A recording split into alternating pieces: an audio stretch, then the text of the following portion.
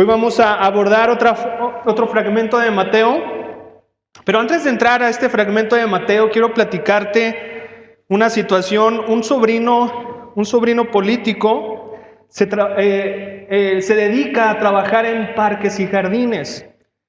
Y en este trabajo de parques y jardines, para poder tener algunos contratos necesitan entrar a ciertas licitaciones, concurso entre proveedores para ver a quién les dan el trabajo.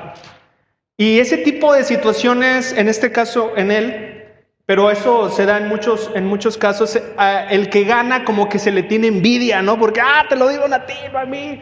Yo voy a perder, tú vas a ganar. Hay una cierta envidia cuando hay ciertas licitaciones y obviamente los proveedores no son maduros, no son profesionales y dicen, bueno, pues hay que mejorar para que a la próxima nos toque. Entonces ya en parques y jardines lo que hicieron es hubo una rehabilitación en un lugar de parques y jardines, de césped y cosas como esas. Y en un trayecto lo que se dieron cuenta es que le echaron algo a toda esa sección de lo que ellos habían arreglado para que se quemara, para que se echara a perder la tierra, para que él quedara mal, ¿no? Entonces, como para que ya no se les tomara en cuenta para la próxima. Y él decía, híjole, este fue uno de los que han de haber perdido la licitación y pues me hicieron esa situación. Lo que él pues decidió es cambiar la tierra de ese lugar porque ni la tierra ni nada iba a servir. Pero una situación, eso no es común más que en esos tipos de casos, pero en los tiempos de Jesús esto era muy común entre los agricultores y cosas como esto. Y Dios decidió contar una parábola a raíz de situaciones que pasaban como estas, para poder traernos una enseñanza espiritual de ciertas cosas que tenían en el pensamiento los judíos en el tiempo de Jesús. Quiero pedirte que no pierdas de vista que Jesús estaba hablando a su auditorio y mayormente era judío y tenían muchas ideas preconcebidas de lo que era Jesús y su reino como Mesías. Mateo ha estado demostrando cómo en Jesús se estaban cumpliendo innumerables profecías en su forma de nacer, lo que estaba haciendo, los milagros.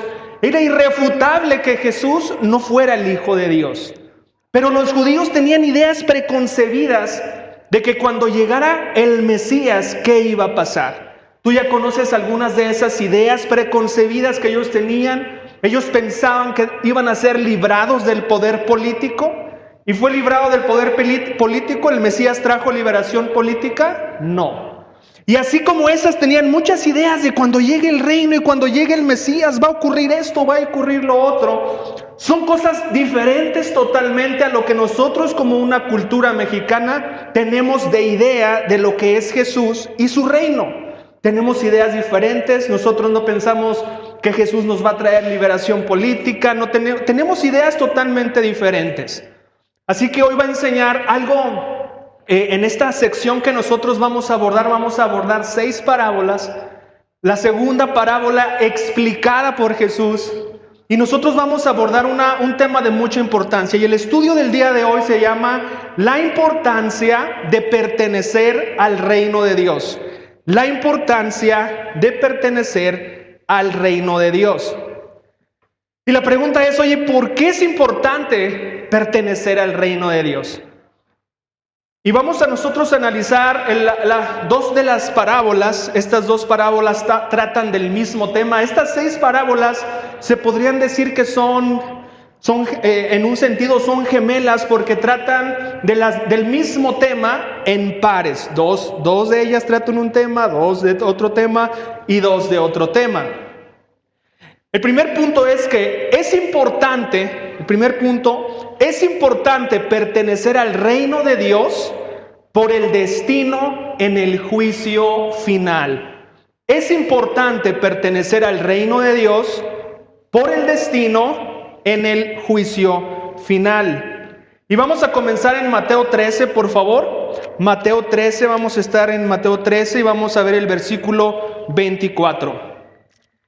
Dice así: la siguiente es otra historia que contó Jesús. El reino del cielo, recuerda que Mateo va a utilizar este vocabulario, reino del cielo, no reino de Dios. se habla hacia un público judío y la palabra Dios es una palabra que ellos no utilizan en vano. Así que él evita usar Dios y él va a decir el reino del cielo en todo su evangelio. Dice, el reino del cielo es como un agricultor que sembró buena semilla en su campo, pero aquella noche, mientras los trabajadores dormían, vino su enemigo, sembró hierbas malas entre el trigo y se escabulló. Cuando el cultivo comenzó a crecer y producir granos, la maleza también creció. Los empleados del agricultor fueron a hablar con él y le dijeron: Señor, el campo donde usted sembró la buena semilla está lleno de maleza. ¿De dónde salió? Esto es obra del maligno, exclamó el agricultor. ¿Arrancamos la maleza?, le preguntaron. No, contestó el amo. Si lo hacen, también arrancarán el trigo. Dejen que ambas crezcan juntas hasta la cosecha. Entonces les diré a los cosechadores que separen la maleza, la aten en manojos y la quemen, y que pongan el trigo en el granero. De una vez vamos a ir a la explicación de Jesús de esta parábola en el versículo 36. Luego Jesús, versículo 36, luego Jesús dejó a las multitudes afuera y entró a la casa. Sus discípulos le dijeron: por favor, explícanos la historia de la maleza en el campo. Jesús respondió: el Hijo del Hombre es el agricultor que siembra la buena semilla. El campo es el mundo y la buena semilla representa a la gente del reino. La maleza representa a las personas que pertenecen al maligno. El enemigo que sembró la maleza entre el trigo es el diablo. La cosecha es el fin del mundo y los cosechadores son los ángeles. Tal como se separa la maleza y se quema en el fuego, así será en el fin del mundo. El Hijo del Hombre enviará a sus ángeles y ellos quitarán del reino todo lo que produzca pecado y a todos aquellos que hagan lo malo.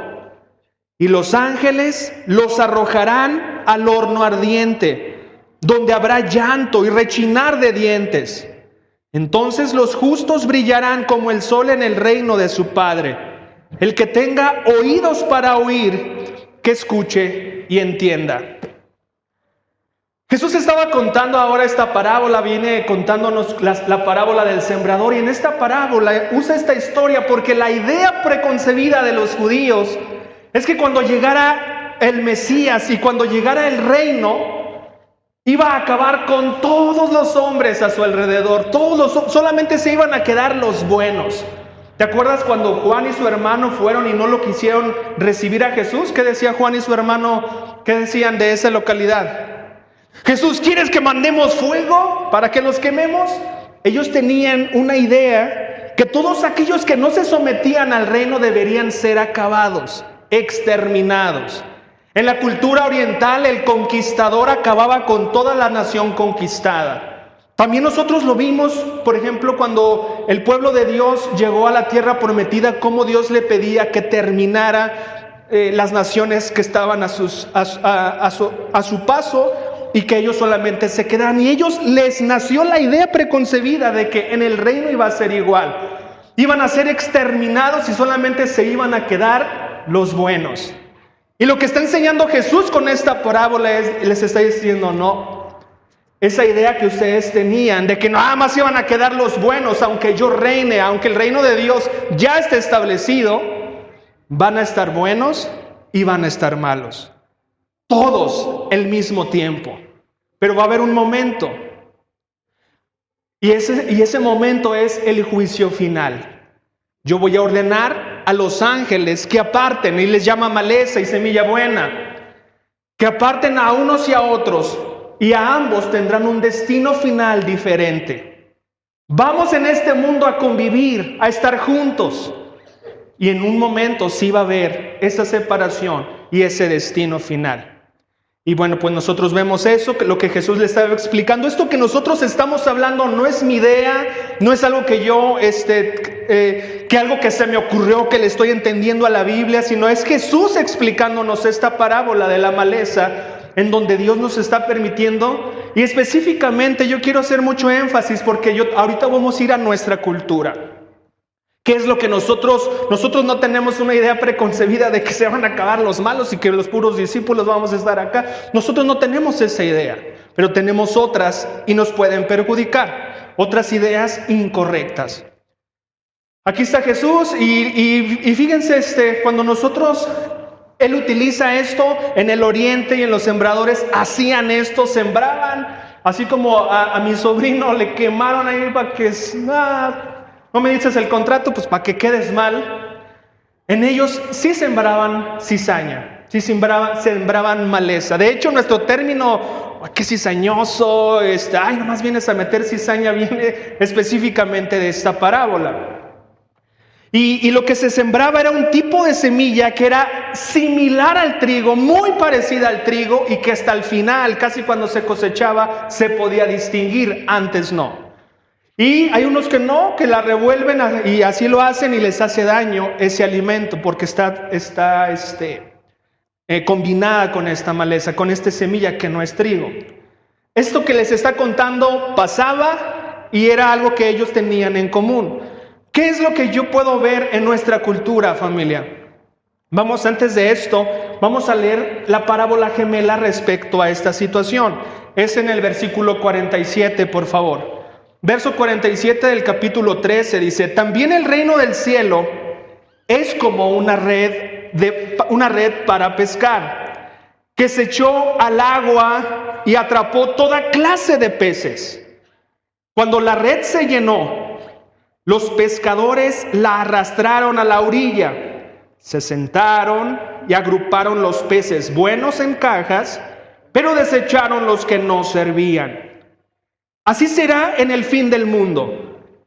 Los ángeles vendrán y separarán a los perversos de los justos y arrojarán a los malos en el horno ardiente, donde habrá llanto y rechinar de dientes.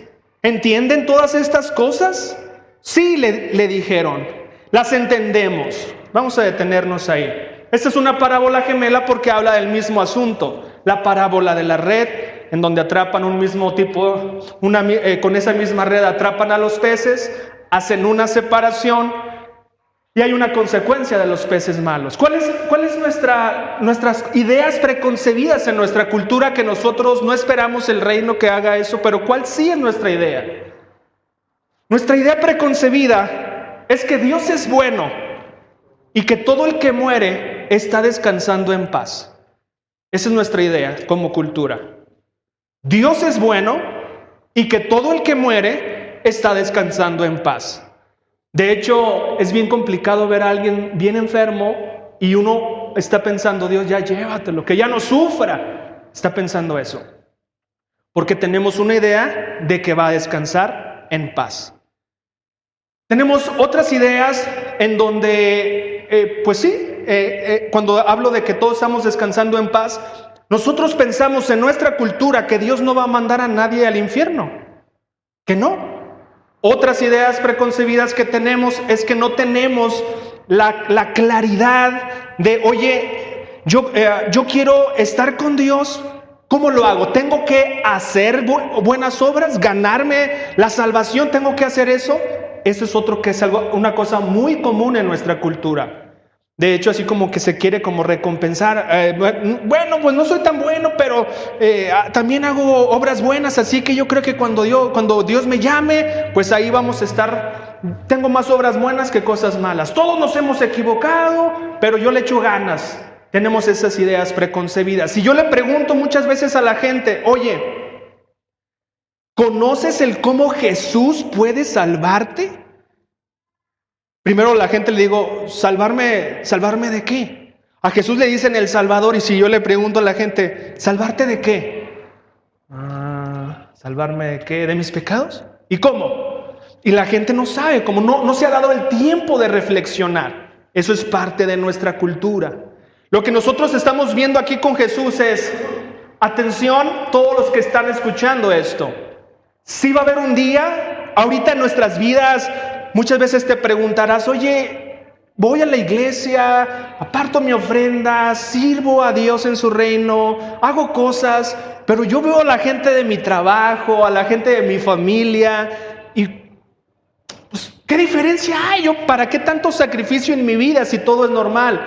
La Biblia dice, Dios va a dejar a buenos y malos conviviendo en el mundo, pero sí va a llegar un día en donde va a haber esa consecuencia en el destino final tuyo, si decides abandonarte en Jesús o olvidarte de Él. Sí hay una consecuencia.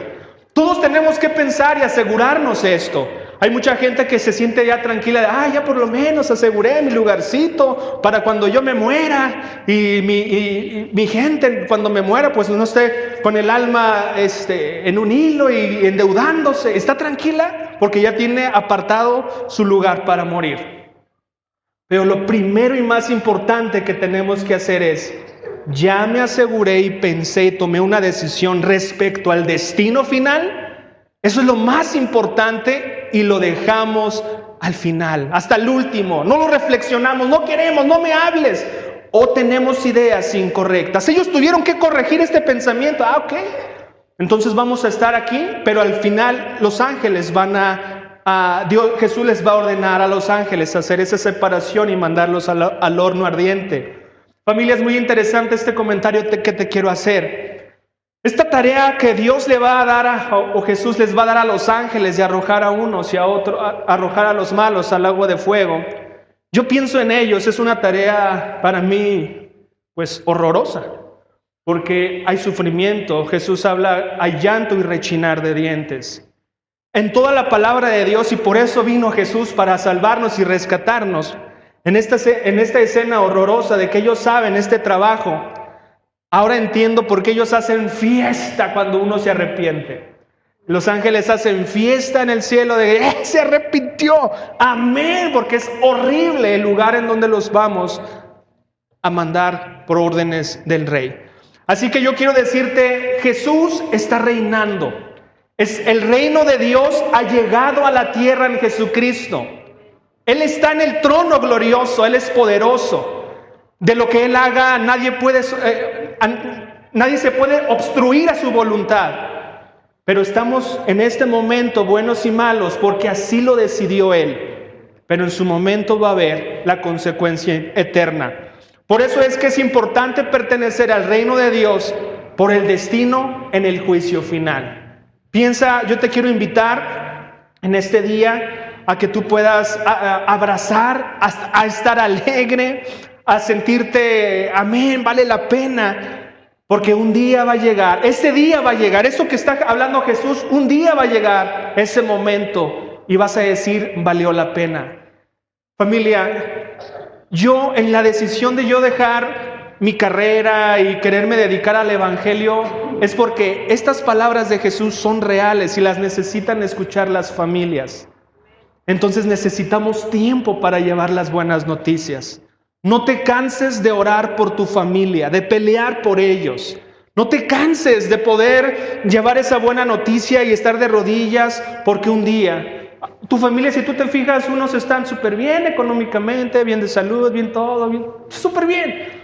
Pero lo que te quiero decir es que va a llegar ese momento para él, para ella, para muchas personas. Así que no nos cansemos.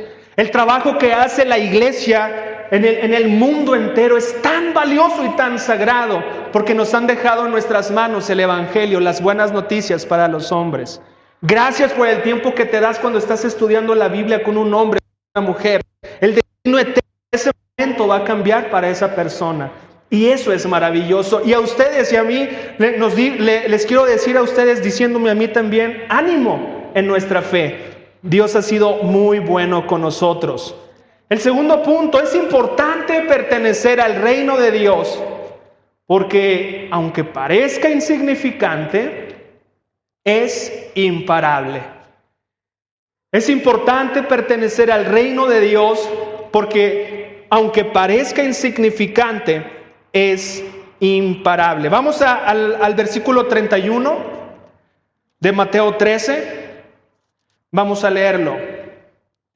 Dice, la siguiente es otra ilustración que usó Jesús. El reino del cielo es como una semilla de mostaza sembrada en un campo. Es la más pequeña de todas las semillas, pero se convierte en la planta más grande del huerto. Crece hasta llegar a ser un árbol y vienen los pájaros y hacen nidos en las ramas. Siguiente parábola, verso 33. Jesús también usó la siguiente ilustración. El reino del cielo es como la levadura que utilizó una mujer para hacer pan. Aunque puso solo una pequeña porción de levadura en 3 medidas de harina, la levadura impregnó toda la masa. Vamos a detenernos ahí. Otra idea preconcebida de los judíos es que el reino de Dios iba a ser arrollador, explosivo. Pero Jesús le estaba diciendo, el reino de Dios tendrá un inicio insignificante a la vista de muchos. Insignificante. Pero va a ser un reino, y les está hablando, el reino de Dios es como una semilla de mostaza, que es la más pequeña. No quiero decirte, y Jesús no está hablando en esta parábola, que la semilla de mostaza sea la más pequeña de todas las semillas en el mundo. La semilla de mostaza era la más pequeña de las que la gente sembraba en los tiempos de Jesús. La semilla de mostaza es pequeñita, es un granito. Y si es así, pero después se convierte en un gran árbol. Ellos tenían, vuelvo a repetir, la idea preconcebida que el reino de Dios y el Mesías iba a ser arrollador, pero no. ¿Cuántos discípulos cuando Jesús se ascendió al cielo eran? ¿Recuerdas aproximadamente cuántos eran? 12. Eran 12 apóstoles, unos 120, los que estaban orando y estaban en el aposento, 120. Jesús, no habría predicador, y no creo que exista un predicador más lleno del Espíritu Santo que Jesús, que conozca más y entienda más al Padre como Jesús, un predicador excepcional, y su comienzo no fue un gran comienzo. La iglesia, igual, para la cantidad de personas, pero lo que Dios está asegurando, mira, pero el reino de Dios, como es algo celestial y divino, es algo imparable. Es algo que nadie lo puede detener, porque yo lo cuido, sostengo y hago crecer. Y ya después les enseña acerca de la levadura.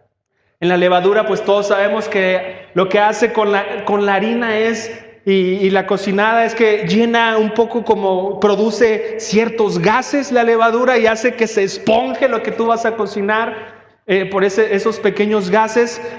Pero impregna toda la masa, es lo que les estaba diciendo. Una pizca, un poquito de levadura impregna toda la masa. También es lo que les está diciendo. La obra del Mesías va a progresar lentamente, pero es una difusión gradual del Evangelio. Con esto, ¿qué nosotros podemos tomar en nuestros corazones, familia? Primeramente, es que nosotros igual, miren, al hombre, a nuestra naturaleza, a nuestro hombre natural, le gusta las multitudes, la mayoría. Por eso nosotros escuchamos mucho eso de las modas. ¿Quiénes imponen las modas? Pues lo que la mayoría hace. Da confianza, queremos hacer y estar con lo que se hace la mayoría. No sé por qué tenemos esa naturaleza de querer como que parecernos a lo que es la mayoría. Y por eso nosotros podemos ver cómo las modas son tan exitosas y eso es lo que pasa. Pero ¿qué pasa en el cristianismo? ¿Has visto cómo es esta situación de tu familia? ¿Cuántos han querido escuchar del Evangelio y rendir su vida a Jesús? ¿Los podrías contar con los dedos de tus manos? Pocos. ¿Y sabes qué? A veces eso puede traer desánimo a tu vida. Y lo que Jesús está hablando a nosotros, dice, así es el reino de Dios, es como una semilla de mostaza, pero terminará como algo increíble. Es como una pizca de levadura que impregna toda la masa. Cuando tú estés en tiempos de oración, esté en 2, esté en 3, amén.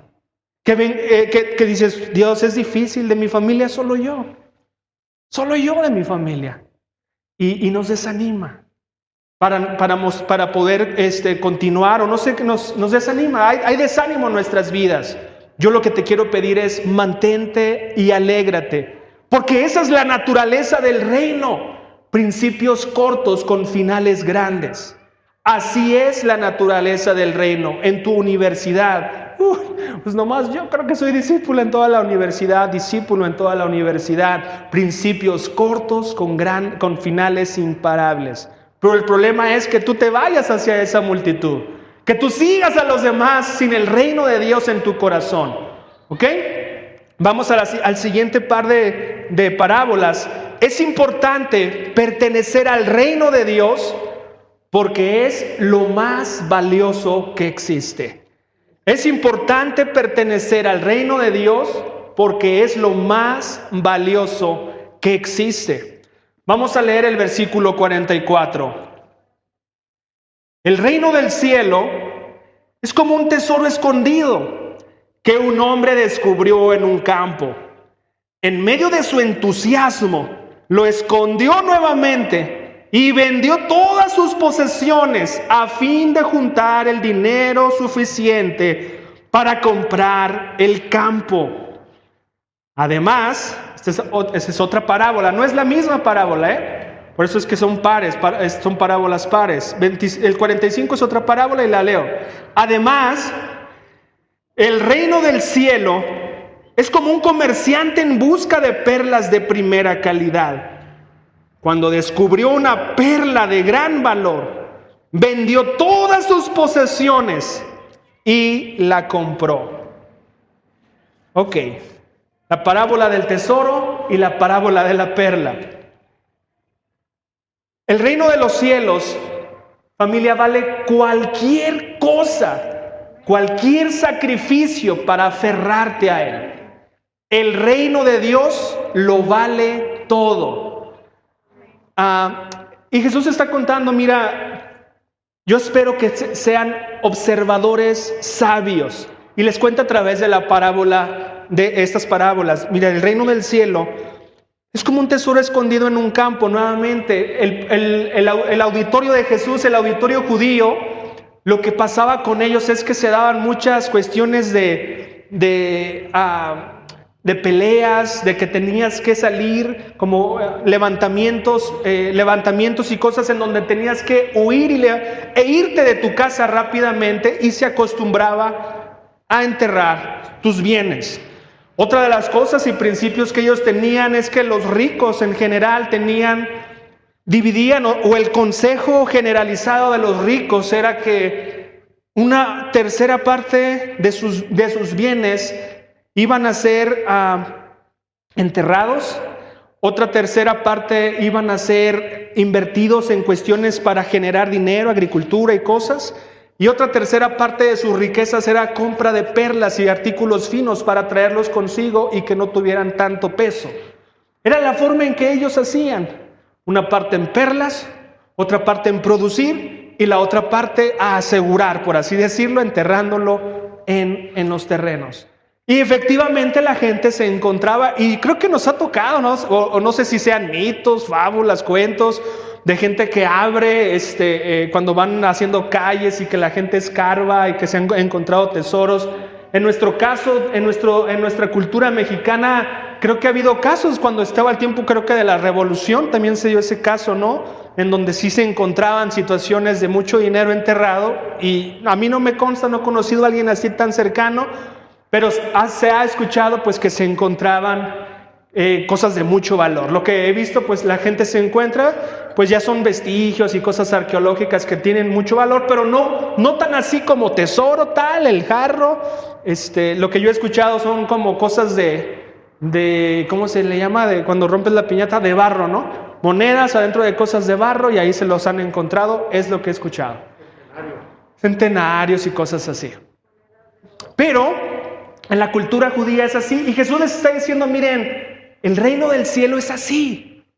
Es como alguien que encuentra un tesoro y dice, híjole, ahí está la cubeta llena de centenarios. Pues a vender todo lo que tengo y a comprar el terreno, porque el que compraba y el dueño del terreno era dueño de lo que estuviese en el terreno. Dice, es así. Lo vende y sacrifica con alegría porque sabe que lo que obtiene es mayor. No, pues bueno, pues eso cuesta, qué caro. Es mayor. Dice, voy a dar todo lo que tengo, pero voy a salir ganando. Es lo que les está diciendo acá. Y también me dice en la siguiente, además, el reino del cielo es como un comerciante en busca de perlas finas de primera calidad. Cuando descubrió una perla de gran valor, vendió todas sus posesiones y la compró. Un observador experto. Igualmente, como la anterior, lo que los dos denotan es algo de gran valor, pero también de un gran precio. Los dos dicen que para obtener eso de gran precio hay que darlo todo. Y los dos casos denotan una alegría en hacerlo, porque saben que van a ganar o vale la pena el darlo todo, el que valga la pena. Familia, yo quiero decirte algo. Nunca dejes de sacrificar. Qué bueno que me dirijo a una iglesia de más de 20 años. Porque me dirijo a corazones cansados de servir, cansados de dar, de sacrificar, de hacer. Es bien pesado. Pero yo quiero animarles en que vale la pena hacer todo sacrificio para el reino de los cielos, para el reino de Dios. Lo vale. Tal vez muchos de nosotros va a ser ganar menos dinero, porque vas a tener que cerrar el lugar donde tú vendes para hacer ciertas cosas que Dios te pide, como compartir la Biblia con personas, servir, asistir, hacer cosas. Y para eso necesitas tal vez cerrar tu negocio, salirte más temprano de tu trabajo, sacrificar en familia los domingos. Los domingos es el día de familia. Venir temprano. Sacrificio. El reino de los cielos lo vale todo. ¿Por qué? Porque un tiempo de oración te fortalece. Porque un estudio bíblico que participas también te llena de convicción. Y estás cambiando la eternidad, que será un juicio terrorífico para el que muera sin Dios. Lo vale. El ir a la iglesia, lo vale, nos fortalece, nos llena. El compartir, yo quiero que tú pienses, a ver, y las cosas que me pide Dios, ¿hacen un impacto en mí? Y yo te voy a decir todas. No hay ninguna cosa que seas el mismo o seas peor. No hay eso. Pero sí tenemos que pensar, el reino del cielo vale todo sacrificio. No pensemos, y cuando estamos hablando de aquí, de esta parte, Jesús está hablando de esto, no sé cómo se sentirían los apóstoles o los discípulos en el primer siglo, llamarle sacrificio, encerrar un negocio, salir de temprano de tu trabajo, no sé si ellos dirían, ¿eso es sacrificio? No sé cómo se sentirían. Yo creo que ellos me dirían, sacrificio es morir por el evangelio. Ese es el sacrificio. Eso está de Disneylandia. Eso está fácil. Pero lo que nos debe de apesumbrar es, si eso fácil no lo hacemos, qué difícil es esto. Entonces yo quiero invitarte a que sí, es sacrificado. El reino de Dios tiene esa naturaleza en los labios de Jesús. Es sacrificado. Oye, ¿por qué no quiero pagar ese precio? Porque no alcanzas a ver el tesoro que es el reino del cielo. Porque no eres un observador inteligente como el de la perla. Ves más valioso lo que le estás dedicando, lo que estás queriendo abrazar. Eso tiene más valor ante tus ojos. Pero el observante inteligente dice, esta perla es valiosa, vámonos.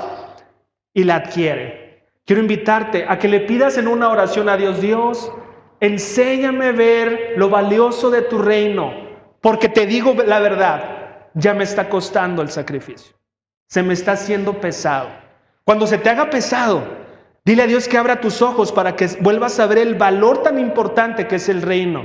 Y se te va a hacer ligero. Lo vas a hacer con alegría. Todos nos cansamos, familia. Somos seres humanos. Somos personas y ese cansancio y esa pesadez nos ocurre a todos. Pero para eso necesitamos pedirle a Jesús que nos vuelva a abrir los ojos para poder ver lo valioso que es su reino. En el mes de febrero, en este mes, aquí estaba enfrente, en este mismo lugar, teniendo un tiempo de gratitud por la vida y la memoria de Conchita Mendoza. Aquí estábamos en el salón, varios de ustedes y yo. Es muy gratificante despedir a alguien que sabemos que estará en el reino de Dios. Como ministro, lo más doloroso para mí es participar de un servicio en donde la persona no entregó su vida a Jesús. Yo quiero pedirte, toma el tiempo para poder ser salvado por Él. Vale la pena cualquier sacrificio. Y aunque parezcamos un grupo insignificante, la historia final no la conocemos. Este evangelio fue predicado en un continente que no es nuestro continente, hace más de 2000 años. ¿Y seguimos haciendo esto? Amén. Esto se cumplió. Se propagó el evangelio y esa semilla de mostaza en donde Jesús solamente se fue después de con 120. Es imparable su reino en todo el mundo. Acompáñame en una oración. Todopoderoso que estás en el cielo, te queremos suplicar, primeramente agradecer la invitación que nos das de ser salvados. Porque no hay obras, no hay actos que nosotros hagamos para ser salvados. Son los méritos de Cristo los que abrazamos para poder ser rescatados en el juicio final. Es en Él, Señor, miramos a Él y su sacrificio para poder ser salvados y rescatados. Te pido, Padre, de los que estamos aquí, que están escuchando en este video, que tú los puedas ayudar a que su vida eterna no la pasen sin ti, que no sean arrojados y no sea yo arrojado al lago de fuego y azufre. Te quiero suplicar, Señor, a todos hombros y manos cansadas de sacrificar, nos abras los ojos para ver lo grande que es tu reino y para nuevamente tomar nuevas fuerzas, porque vale la pena todo lo que podamos llamar sacrificio para tu reino. Es de gran valor, Señor, lo que nosotros hagamos y abracemos. Y también te quiero dar gracias porque el evangelio llegó a mi ciudad, llegó a mi familia, llegó en mi idioma y podemos tener tu palabra para poder estudiarla, amarla y abrazarla. Te doy gracias y en Cristo Jesús te pido esto. Amén.